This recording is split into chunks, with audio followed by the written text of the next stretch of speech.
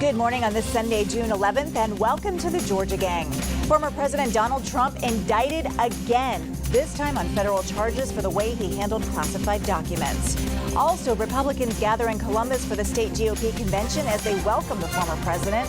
And opponents of the Atlanta police training facility say they have a new path forward to stop construction after a crucial Atlanta City Council vote.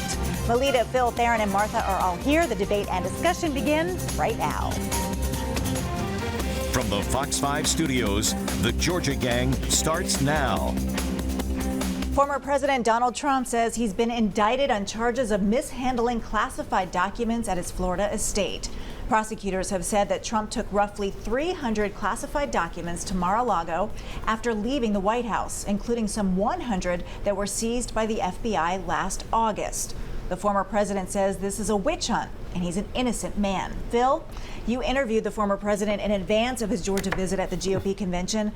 There's really a lot to unpack here. So your initial thoughts on this indictment? Well, it's unfortunate that it was just a couple hours before the indictment, and I wish I could have had him right there. But he did get into several topics and several takeaways from my interview. And you can read the full interview on insideradvantage.com, by the way. But one takeaway is when I asked him, what are you going to do at the convention? And he says, I'm going to talk about kitchen table issues. I'm going to talk about the economy and Ukraine and et cetera, et cetera. I think the other takeaway is something he did not say when I asked him about how are you going to, you're doing great in the polls with likely GOP voters, but how are you going to address the moderates or the swing voters or the independents? And he did not mention Governor Brian Kemp. He mentioned that he thinks Georgia is going to be a Republican state. And when I talked to some of his aides setting up the interview, they said, you know, remember last fall, the whole statewide ticket except for Herschel Walker swept the state. And he thinks that when he campaigns, Trump campaigns against Biden and the hard left, he thinks that the center is going to stick with him, the moderates, independents will stick with him. So well, I thought that was interesting. I want to talk about the indictment, though, because that's the most pressing news, right? So how does this impact, I mean, in Georgia, politically, what does this do? Does it do anything politically, or do those, you know, the hardcore supporters of him get even more fired up? Well, as you know, he was indicted already in Manhattan. It didn't affect his poll numbers at all. Let's see what the poll numbers say now. It seems like a lot of Republicans of several stripes, not just Trumpers, are rallying around because why? A lot of people on the center right politically do not like what has developed into a two-tiered system of justice. In your opening, you talked about the document handling.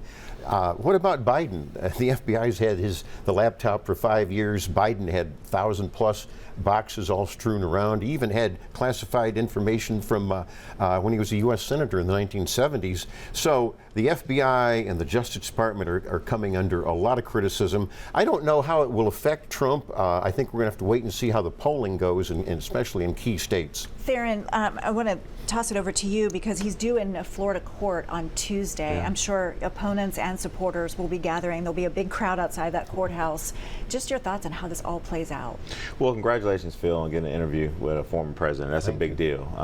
But I think that, Lori, it's really interesting to me because I don't think that this helps Donald Trump with moderates and independents. I actually think it hurts him. It may help him with the Republican base because what he's doing, and it's pretty masterful, he's basically coming out every time he knows that he's about to be indicted and say, hey, look, guys, I'm about to be indicted. And it's really interesting that we as Americans have been sort of desensitized to this type of behavior. The fact of the matter is that he conducted himself while running for president in an inappropriate way. It's clearly showing that there's a lot of questionable things what he did when he was president. And now having these classified documents just shows that this guy's not going to change. And so what does Democrats got to do? We got to make sure that we continue to let the Republican circus continue to unfold, because what all Republican nominee, people who are seeking the nomination, got to talk about now is this indicted former president.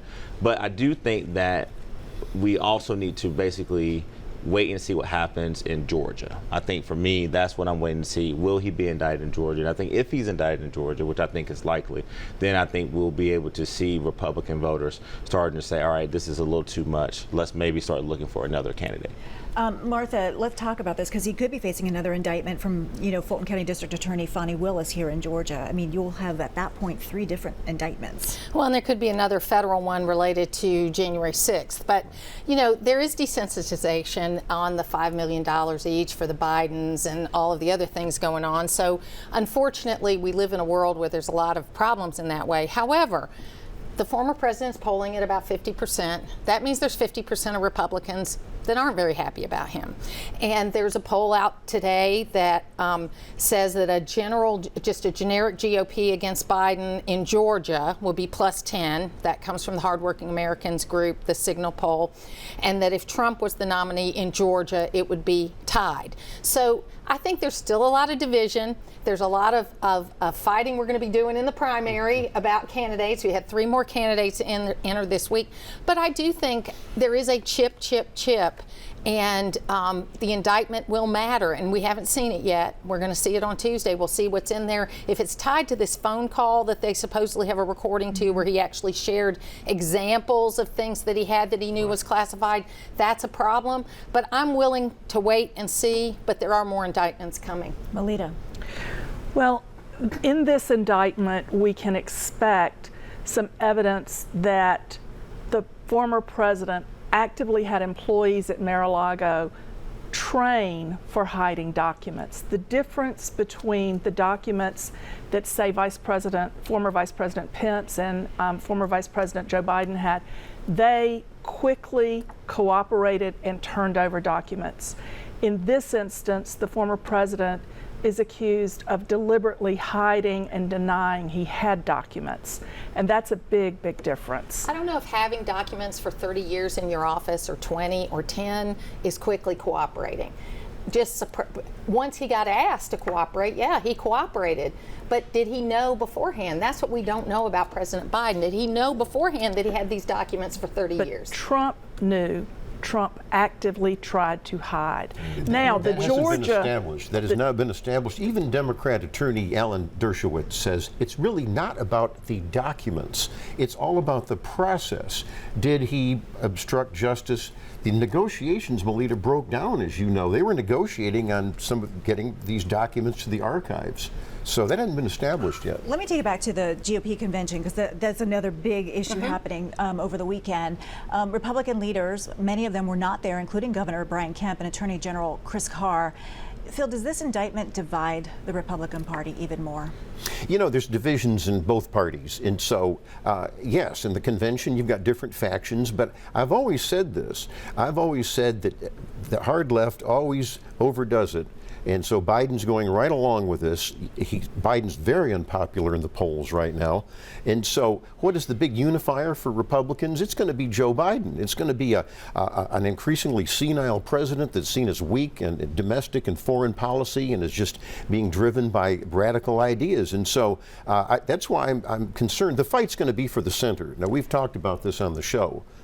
Theron, I did listen to some talk radio, and I heard some Republicans calling in saying, you know what, I was for DeSantis, but now I'm with Trump because this is overkill. This is ridiculous. Do you Democrats fear that this could really fire up more than, you mentioned the moderates, but could this fire them up and maybe backfire? It's really so soon right now, and honestly, I'm going to say this: the polling really doesn't matter. I mean, Trump is doing well now, but one mistake or something comes out. To Martha's point, if we hear tape, and maybe it may hurt him. But I think what Democrats have got to do, look, we got to focus on empowering our president, right? We got to talk about how people are working in this country. We got to talk about how he's trying to stabilize inflation, gas prices, actually dealing with the border. Actually, we've seen productivity at the border, meaning that actually the crosses have actually gone down a little bit. No, yes, Phil, that's true. No. Check the data. It's going down. It's well, recent. Of course, he's re-embraced Trump policies, so that's good. No, he didn't embrace that. So I think that's what we got to talk. We got to push back on these Republicans that try to make it look like he's bad. But I would say this, Lori. I just got more faith in Republican voters than I think a lot of people do, because if you look at what Governor Kemp said this week, he pushed back on Donald Trump for basically embracing a foreign dictator, right? Complimenting him publicly. And I think that all Republicans should join Brian Kemp, and I hope Phil and Martha and other Republicans put it in context. Hold on, cut me off. I didn't cut you off. And said, look, and Governor Kemp is onto something here. He's the only one that is willing to now. He's called him by name. Before he didn't call him by name, and so I'm waiting to see what Donald Trump's going to do at this convention. I know as we tape, this hasn't happened yet. Well, could Brian Kemp be eyeing a run? Well, and as a strong Republican woman, I think it's a pox on both their houses, if you want to know the truth. I don't want to see Donald Trump, and I don't want to see Joe Biden, because I think it's bad for America to have a Biden-Trump reset. I'm going to work hard. I don't know who it's going to be for, but I'm going to work hard because I think conservative values are the best. But I just think it's sad. It's a sad day in America that people like you are defending Joe Biden and saying he's doing a great job, and people like Phil are defending Donald Trump. I just think it's a bad day in America. We will leave it there. Coming up, opponents of the Atlanta Police Training Facility have a new strategy in their fight to stop construction at the site. Have a question or comment for the Georgia Gang? Email them at georgiagang@foxtv.com. Today we're here filing a referendum as we speak. Yes, sir. Okay. Calling for a ballot initiative for the people to decide and to vote on ending this lease to stop Cop City. Yeah. Opponents of the Atlanta Police Training Facility formally launched a campaign to put the issue on the ballot in November. The group filed paperwork with the Atlanta City Clerk's office for a ballot initiative to let voters decide the fate of the facility, similar to what residents in Camden County did. They fought to defeat the proposed spaceport project and won. Now, Melita, you broke this news last week on the Georgia Gang. Is there precedent here? There are some differences. You're talking about municipality versus county. Yes, but the law specifically, for example, counties have an unlimited time to collect their signatures. Cities have a 60-day window. So there is a differentiation in the law. But yes, the Camden County case upheld by the Georgia Supreme Court does give precedent for trying this procedure in the city of Atlanta. Now, of course, the city of Atlanta is a much larger political subdivision than Camden County, and so there's a lot more signatures required, some 70,300, and of course they'll try to collect a lot more. The people signing the petition will have to say that they are registered voters of Atlanta. They'll have to give their name and address, and they'll have to say that they're signing the petition inside the Atlanta city limits. So the city will then have 50 days to vet and perhaps call into question the signatures. Martha, that's a lot of signatures to get. It is in a that lot amount of of time. signatures. I mean, the rule of thumb is, you're going to have to get twice as many signatures as you need, because there's a whole lot of people that will say all those things but actually are not registered voters. I just think, there was an election last year in the city where most of these city council members were either elected or re-elected. They are duly elected. The people got a chance to speak. It just seems a lot like they just want to, have their cake and eat it too. It reminds me of Ross Perot when he wanted to vote on everything with a teletown hall. That's not representative democracy, and I think they're going to fail at this. All right, well, Theron, let's talk about that crucial vote that happened Monday at Atlanta. Well, I guess it was really Tuesday morning, right? Yeah. It wasn't even close. It was 11-4. Council members approved the city's portion of the funding. Well, bear with me here. I got a lot to say about this, Lori. So first and foremost, I just want to thank the Atlanta City Council, particularly the mayor's office, the city council president, and also the law department. But also want to thank the protesters for using their First Amendment right to go down. And they got a little disruptive. There were a lot of name calling, a lot of chant, but it was not violent. It was non-violent protest. And I want to point out a couple things that happened. Council member Michael Julian Bond, right when they went into the council, basically utilized the Robert Rules of Order to say, hey, when I think 357 protesters had sort of, and citizens, let me stop calling them protesters, but citizens spoke up to speak. He was able to use this procedure to allow them to have unlimited time to speak. And then also I want to compliment Councilwoman Liliana Fattieri, who was sort of the major sort of person on the council that was the spokesperson that was for the group that did not want the training facility. So what do we do now? The 11-4 vote has happened. Melita, thank you for the information. What I'm not sure is that if this referendum happens and they get the signatures, does it have to go back to city council for their approval? I'm not sure on that yet. I'm checking with my sources. But ultimately, democracy won, Lori. I think democracy was on display. And what I mean by that is that you had council members who were representative democracy, as you just talked about, Martha, vote their conscience, vote their what they believe should move forward. But also I think that the way that the city of Atlanta staff members who stayed there until 6 o'clock in the morning, most of these council members did not go to bed until 6 o'clock the next morning, showed you that this was the Atlanta way.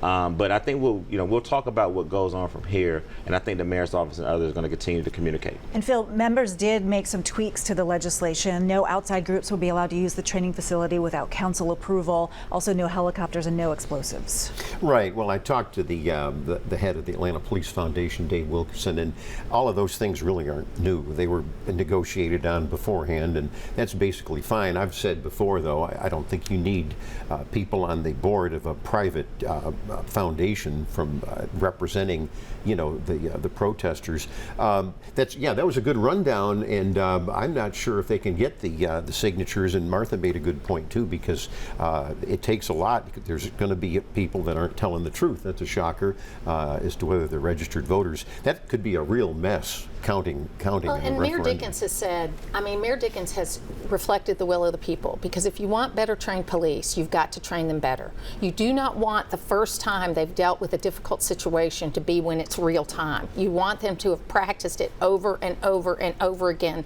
so they know what to do. But one thing I also wanted to talk about, while I do think that this was the right direction to head, you gotta make sure that the funding is there. I think that Council Member Alex One, the chairman of the Finance Exec Committee, did a really good job, and people who introduced the paper understanding the finances. But let me say this: there were literally almost 1,000 people at City Hall, and I think that those council members heard those very, very passionate, heartfelt remarks. And there were some people there that really you've got to understand, while there may be a distrust with police, but we can't forget about our firefighters, because I don't care who you are. If your fire is burning, if something happens, these men and women, the firefighters, are the ones that are the first responders. And so we got to go beyond just maybe some issues with police, but you got to make sure that the firefighters and other emergency responders get this training that they need. All right, good point, everyone. Coming up, the owner of a Gwinnett County gun store abruptly closes his shop, citing the increase in the number of school shootings. We'll discuss after the break. Join the discussion on the Georgia Gang Facebook page and watch past episodes on the Georgia Gang YouTube channel. John Waldron abruptly closed his gun store in Duluth after a visit to his son's school while they were conducting active shooter drills. In an interview with the AJC, Waldron said the visit made him think about his role in all the violence against children. Martha, to you first on this. Well, he has the right to do anything he wants to do with his business, but that in and of itself isn't going to impact anything. And I do think that when you look at what schools are doing, I love what we're doing in Hall County, where not only do we do this kind of drill, we also teach kids how to deal with difficulties and teach kids how to interact with people and how to argue and how to display and do those kinds of things. So, look, he has the right to do anything he wants to do with his business, but this isn't going to change anything. Darren, I thought he had an interesting perspective, because he said when he observed the active shooter drill, he was like, you're telling future possible active shooters where all these kids are going to hide. That's exactly it. And, I am, a little shameless plug, I've actually gotten the privilege of taking my son to summer camp all day this week, and I made it all 5 days. The first day he came in a little hot, he was late, but shocking for me, right? Because I come in here hot all the time. But no, look, Lori, when parents and others, family members, take their children to school, I do see police presence, right? And so then you wonder, okay, if this were to happen, what is the training that's in place to make sure that our children and the teachers and the people there actually make it out alive? And so I think what happened with this gentleman is that his conscience got the best of him. What he probably is saying is that, hey, I am here running a store legally to give people the opportunity to buy a firearm and to buy ammunition, but am I complicit? Am I actually aiding and abetting people who may or may not go through the proper background checks, who illegally get these guns and get this, and they're literally going into schools and killing people? And so to your point, Lori, is that we got to really understand what the schools are doing, what is into the training. And then, you're right. I mean, people out here are going through a lot. So are you literally letting someone into training that can then be communicating with somebody on the outside?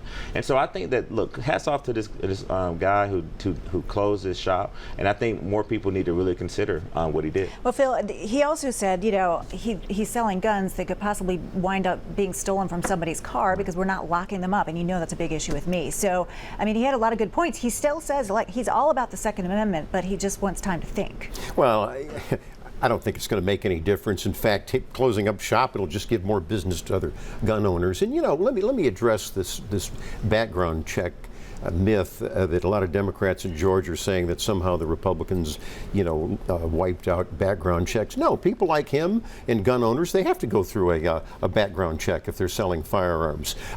If somebody walked in that had mental problems or was institutionalized, that's going to come up in the computer, and you have to fill out forms when you go purchase a gun from. So there are safeguards here. Now, I do agree with my colleagues that we have to have better security in the schools. I'm in favor of at least one armed person in a school that is there, and sadly metal detectors in some schools. All right, I got to wrap it there because I want to get to one more issue, because this week the U.S. Supreme Court on Thursday issued a surprising 5-4 ruling in favor of black voters in a congressional redistricting case from Alabama. Now, the decision affirms a lower court ruling that found a likely violation of the Voting Rights Act. The state will now have to draw a new map for next year's elections. But Melita, could this ruling mean it's also back to the drawing board for Georgia lawmakers? Quite possibly. Judge Steve Jones, who heard the Georgia cases having to do with both congressional maps around the 6th congressional district and some legislative maps, has now given attorneys in those cases until June 23rd to file new briefs which take into account this new Supreme Court case. And so there is a chance that some of the Georgia maps might need to be redrawn based on what he rules after reviewing those briefs. Martha. I do take issue with, across the media, this surprising 5-4 decision, as if this Supreme Court doesn't uphold the Constitution. We have a very strong Supreme Court that upholds the Constitution of the United States, and when you looked at this case, this was the right decision there. And what was great about it, it was a split decision, meaning there was 2 conservative justices and 3 liberal justices. So I don't think it was surprising at all. It upheld the Voting Rights Act, and it proves that the Voting Rights Act is still in play. So you think it could happen in Georgia? It might happen in Georgia. It might. Steve Jones left that open when he did that, when he made that decision. He said it might be open, but I just don't think, since we've been through an election and we've had the turnout, it may not. It's 10 seconds each. I just think the surprise was that this is a conservative-leaning Supreme Court justice, right? And so for them to do that, it makes you wonder, is there something else coming later on? Like, hey, we're going to give you voting rights over here for Alabama. But not just Georgia. I think North Carolina, Florida, other states are at play now, too. Quickly, Phil. Real quick, look at the dissents. I think they were very powerful. The Wall Street Journal had a great editorial. This was a muddled decision. It still has to be clarified if you're going to have proportional representation like this. All right, we'll be back with winners and losers. Stay tuned, everyone.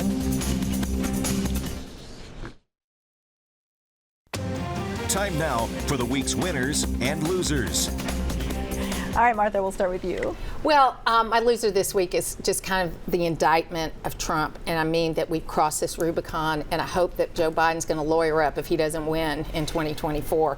The winner this week, though, is I watched the most amazing Braves game on Thursday night, where it had Glavine, Jones, Francoeur, Maddox, and Smoltz all sharing stories about the 90s and the Braves, and it was a blast. They need to do that more often. It was a great game. It was fantastic.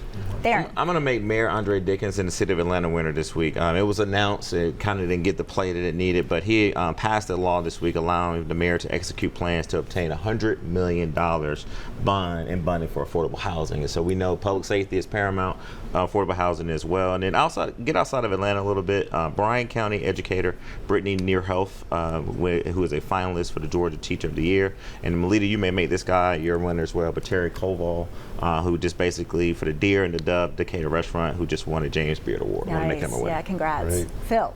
Well, I've got a bunch of losers, and I sadly think the United States of America is a loser. When you have the leading presidential candidate of the opposition party is targeted and weaponized by a deep state, an elite, the hard left, I think that this could be a ping-pong effect going forward. What if you just have Republican presidents attacked, Democrat presidents attacked, whether they're in office or running. I think it's a bad thing. FBI Director Chris Wray, I've already called, I think, a year ago for him to be fired. He's not going to be by Biden because he protects Biden. But he lied 2 weeks ago about this document with regard to the Biden bribery allegation, and then all of a sudden it was discovered when the Republicans in the House pressured him to find it. That's terrible. Melita. Well, first off, congratulations to Jeff Graham and his team at Georgia Equality for kicking off Pride Month with a highly successful Evening for Equality. Last weekend, they honored Reverend Senator Kim Jackson with their Champion for Equality Award. And also, Senator John Ossoff, his team used artificial intelligence to cut an ad promoting a hearing on artificial intelligence next Tuesday, and it sounded eerily like him. It really shows us how scared we should all be of artificial intelligence. And then my loser, on kind of a lighthearted note, is he wasn't caught, or he or she wasn't caught because they abandoned the car. But how smart do you have to be as a criminal to steal a car from a church parking lot in broad daylight on a Sunday, and that car has a legislator license tag? You know the alert is going to have extra exclamation points with the tag number at the end.